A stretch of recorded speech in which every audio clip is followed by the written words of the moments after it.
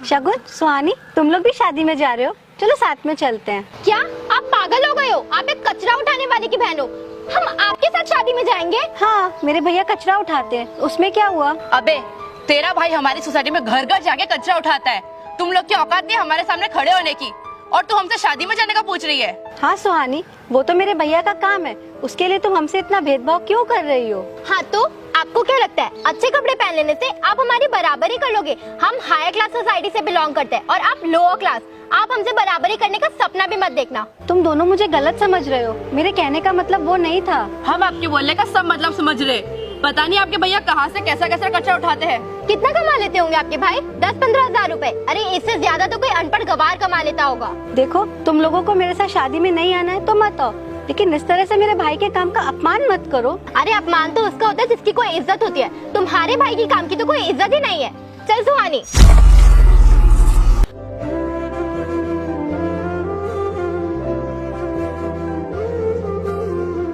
चल शगुन, पूजा की तैयारी करते हैं। चल रुको,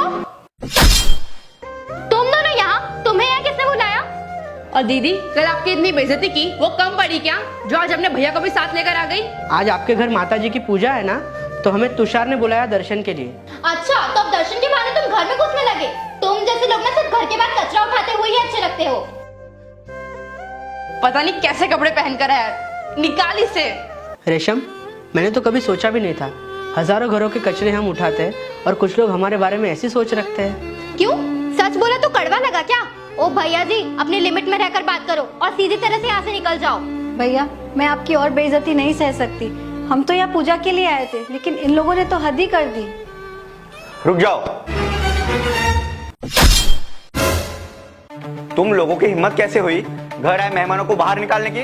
भैया, ये सोसाइटी का कचरा उठाते, आपने ऐसे लोगों को पूजा में बुला लिया।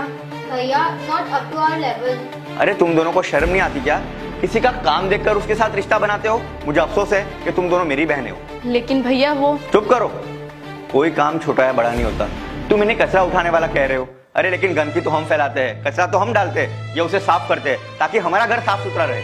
कचरा फैलाना तो बहुत आसान काम है, लेकिन उसे साफ करना सबसे मुश्किल जो ये लोग करते हैं। क्या तुम लोग इतना जल्दी भूल गए?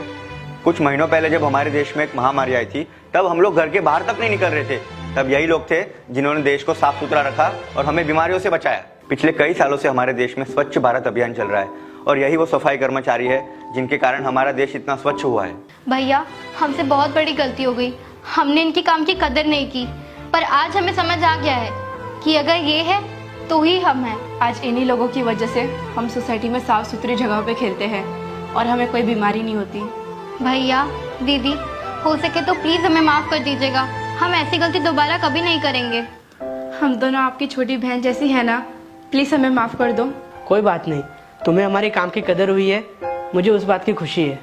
हमें तुम दोनों से कोई शिकायत नहीं। चलिए फिर माता जी की पूजा में बैठते हैं।